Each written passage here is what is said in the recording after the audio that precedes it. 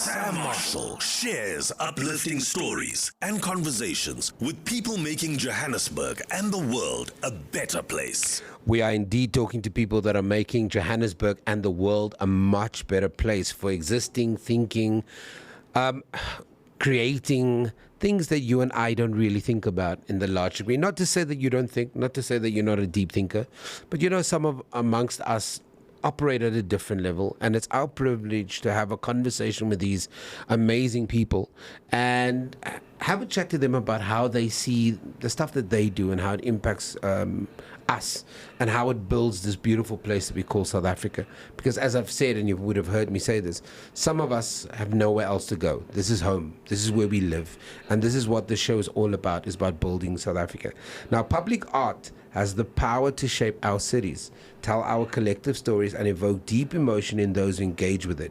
Few artists understand this better than Anton Smit, one of South Africa's most celebrated sculptors. His monumental bronze works, overwhelming heads, and dynamic figures are found in public and private collections, both locally and internationally.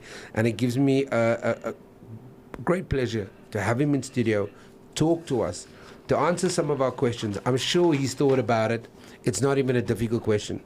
But let's talk about how do we explore the significance of public art, its ability to inspire, to challenge, to even heal. How does art transform the spaces we live in? Why does it even matter beyond aesthetics? And what role does it play in shaping South Africa's cultural and social landscape? Anton, thank you very much for joining me. Thank you for inviting me. It's great being here, Sam. Yeah, well, I can answer that question. Because I know you think about it all the time. Yeah, I think about it all the time. Art, if it doesn't connect with people, it's useless, because you are a person, I am a people, and I make art for people. So my art speaks to people, and I consciously try and do that. I see here something that I've written. My inspiration is derived from the interconnectedness of our being, the flawed cohesiveness of man, the power of love and hope. The ever-present awareness of our inadequacy, we twist and turn in vain to break free, only to be deeply woven into the fabric of man's epic journey. Gee whiz. Yeah, so that's what I think of all the time.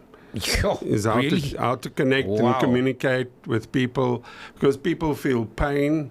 Like there's a sculpture that I made called Toiva Ya Toiva. It's about this guy in Namibia who was falsely accused. His name is Toiva Ya Toiva. So it represents that, the falsely accused. Like Pablo Neruda says, I associate with prisoners. I associate with captives. There's something about them that draws me towards them. Yeah. And I'm like that as well. So, and then when I make the pieces, it reflects what I put into it, comes out of it, because there's a spirit in what you do, in everything you do, and that spirit connects. And then, you know what the interesting thing for me is that I don't think as South Africans we even think we have engaged with your works of art. We have, in many ways, we've touched it, felt it, taken pictures next to it. And you've touched probably so many millions more people than we realize, and maybe even you to a degree. And I wonder how difficult it is to think of art in the future when you are creating. Because obviously, as you're saying, the spirit, what you so beautifully, eloquently stated to us now, in terms of how you think of hope and love and human connection. But do you think about how it will date?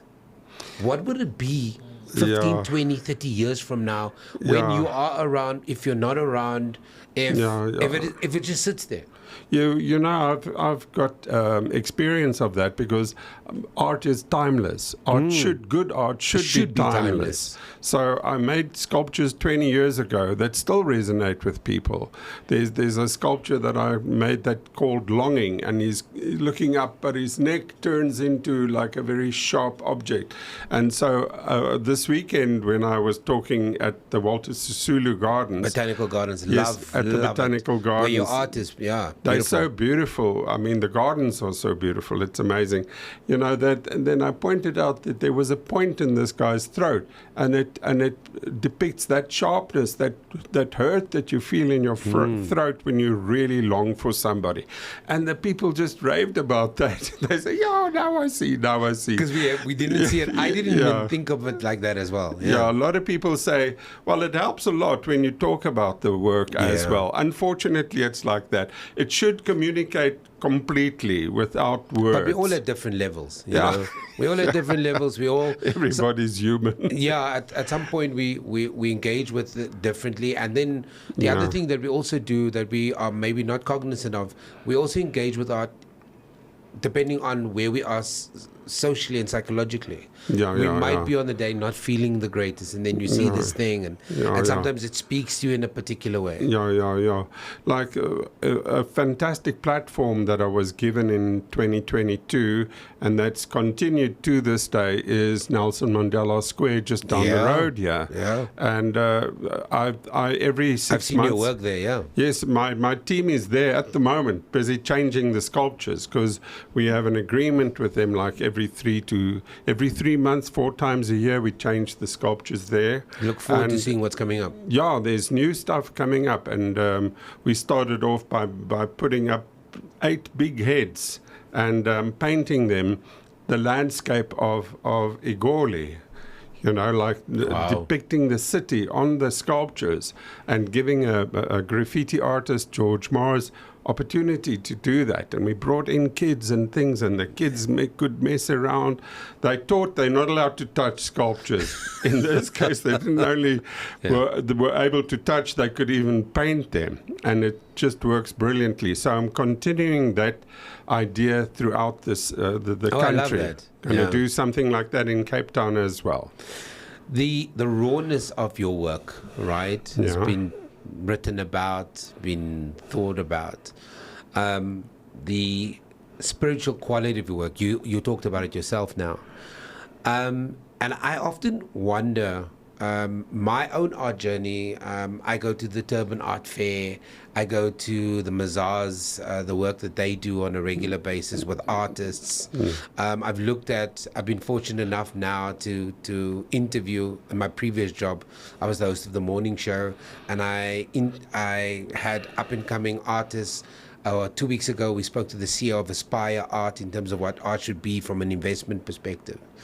But I often wonder, when you sit opposite an artist and people describe your work as raw and spiritual, what kind of person are you? Are you because I mean, I've seen your art. I just how do you see the world? Yes, I'm just a regular guy. I'm a regular. No, I don't think so. If that was the case, we would all be artists. We would all be writers. We would all be singers. We would all be successful. No, I'm a regular guy trying very hard to be a bit better than a regular guy. And the thing is, just never ever stop. You know, carry on and on and on and on. And the rawness of my work. It's sometimes the work is quite finished, but the emotion inside it remains raw, is not like polished or anything like that. That's what I like.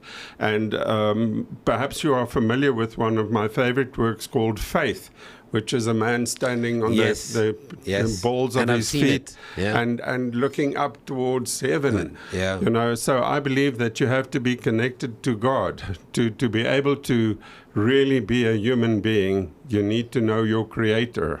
And live with him but that is also an ongoing journey. It's an ongoing journey. That's never a completed journey, because in that process you're learning more about yourself as well. Yes, like redemption and repentance is a continuing thing. You don't repent once, you repent all the time. All the time. All the time. And so it's for me. And you become better at it, right? I beg your pardon? Over time, you become better at it. Yes, you do. Hopefully you do. Because if you don't, then you're in trouble. Yeah, for sure. Eventually, Because you can't just go around killing people and doing weird stuff. That's like totally insane. And that's the thing that I'm completely against. You know, any lawlessness, anything really bad to the human being is really not on for me. Yeah, you talked about that very famous sculpture of this figurine with its arms drawn to the back, Faith, and then looking towards the sky. And there's obviously something aesthetically pleasing about it. Yeah. It's beautiful, right? Thanks. And then there's this idea that it's this. What I love about it is that it's rooted, but at the same time has this aspirational value to it, right? Yeah. That's, for me, it sometimes feels the duality of that piece, right? Yeah. So rooted, but it's free as well. At the same almost time, flying, which is a weird construct for the human mind to be able to embrace. Yeah. Because rootedness means something very different for lots of people. Yes. And sometimes I think because we're so materialistic at the moment, freedom is monetarily or it's transactional. Yeah. How do you as an artist, or do you as an artist ever, if you consider that juxtaposed position, do you ever create art in the time you're emotionally at? And when I mean by that, influences at the time where there's so much going on around you. Are you able to block out the noise, or and connect with yourself, or does it seep into? It seeps into my work, into my life. I dream dreams like I dreamt a dream when the Gaza war started. Sure. And you sleep, you go to bed at night after watching the buildings being smashed and all People that. running and people running, and it's just like the end of the world. So once in a dream that I had there, I saw one of the buildings turned into a huge block of sandstone standing amidst the rubble. And then lightning came from the sky and blasted this block of sandstone and sculpted a head, which is all of humanity. And inside the head, the lightning blasted a dove. A stone dove was in the middle of the head. And as the dream went on, the face fell away and only the dove remained, and then went up into the sky and turned into like a Holy Spirit. Beautiful. Yeah. So that's one of my dreams. I actually went the next day and started, and I made that sculpture, and now I've got a series of them. Can I just tell you, Anton, ordinary people don't think like that. Is it?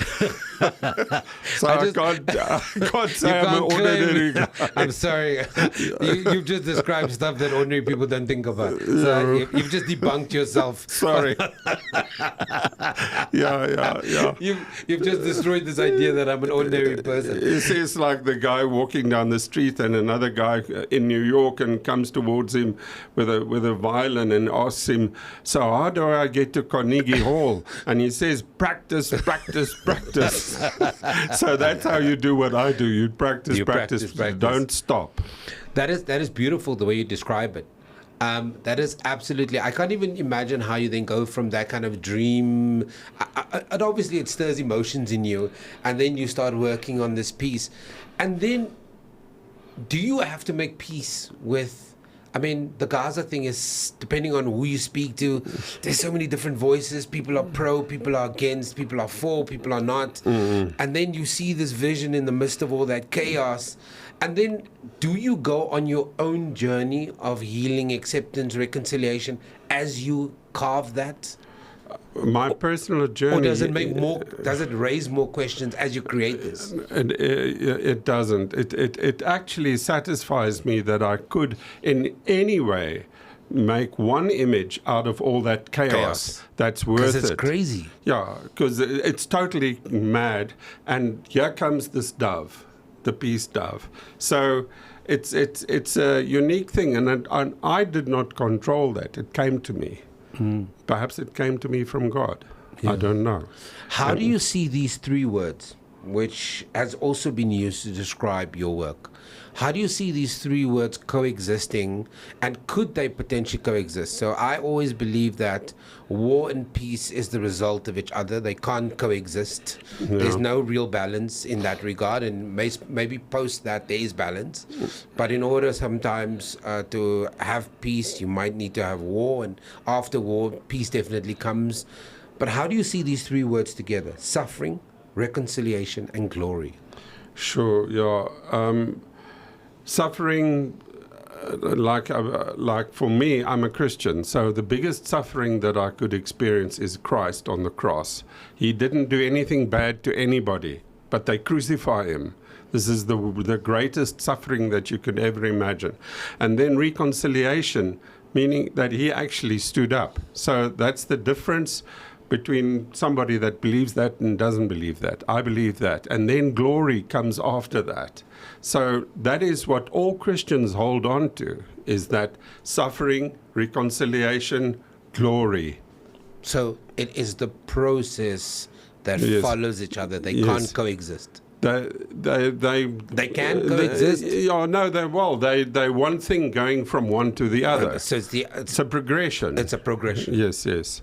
So coming to the question around public art and having so much work and having these relationships where, for example, Walter Sisulu Botanical Gardens, you said every 3 years we change. Nelson Mandela Square, every 4 months we change. Yeah. Some of the greatest cities that I've been to in the world have beautiful sculptures. Yeah. Public facing, people engage with them, whether they're having lunch around them, whether they travel there just to see them. Should we put more emphasis on art in public? Absolutely. Art is for people. Like I started saying, it's for people. So if you have art only in museums and only in expensive galleries, it becomes elitist. And I feel art should not be that. Hence the Nelson Mandela thing. They approached us. In every instance, people approach us. Like the Century City, owners of Century City approached me some years ago. This is in Cape Town, a big development, and asked me to put up sculptures there. Last year I did a wall in a subway with 500 faces on the wall, like in the form of music flowing. They actually got the Cape Town Music Academy to write a piece of music about that. So when you walk in there, the lights go on and the music goes on. So it turns this dark hallway into a beautiful experience that you can go and have. Also in Pretoria at Mainland Main, they approached me when they started designing the gardens and things there and said, okay, now you're an artist, you help us design the gardens. So I was there from the beginning and installed all sculptures. I'm going to go to those gardens. I didn't know that. Yes, so in Pretoria, a place called Mainland Main. Yeah. And I donated some of the sculptures to be painted every year. So kids come and paint two of these sculptures. They love makes it accessible, makes it relatable, and you can impact someone in a real way. Yeah, the kid can talk years later. So I was there. I painted that sculpture. That's my very first experience with So when we did, the faces at the subway, they said, how do you approach kids to help with this? And I thought, so I made extra faces and put them on a big table in my studio in Cape Town and got the kids in to paint them. Man, they went mad. They painted these faces crazy colors. So I made big round boards and mounted the faces on them, painted the boards nice background on a stilt, and each of the sponsors of this thing got one of those boards with about 30 faces on, painted by kids. I love that interaction and finding ways to create new relationships. I'm always looking for ways to do that. Yeah, that's amazing. Yeah. I spoke to, and I don't know if you know of the project, but a couple of weeks ago we had a chat to Nadia Lebowski, Anton Lebowski's daughter, and she talked about quite eloquently about how art can be used to heal. And build social cohesion. And she actively uses art in townships to deal with trauma and all of that kind of stuff. What do you think about that in terms of using art as that tool? I have many workshops at my studio in Bronkhorstspruit and in Cape Town, engaging with the less, the disempowered poor people, disenfranchised people, young kids that don't have homeless kids, etc. So they come into the studio, and for the hour that they are there, they're like free. But then I can't. We give them food, we give them something to drink, but then they have to go back to their circumstances. You can save some people, but you can't save all the people.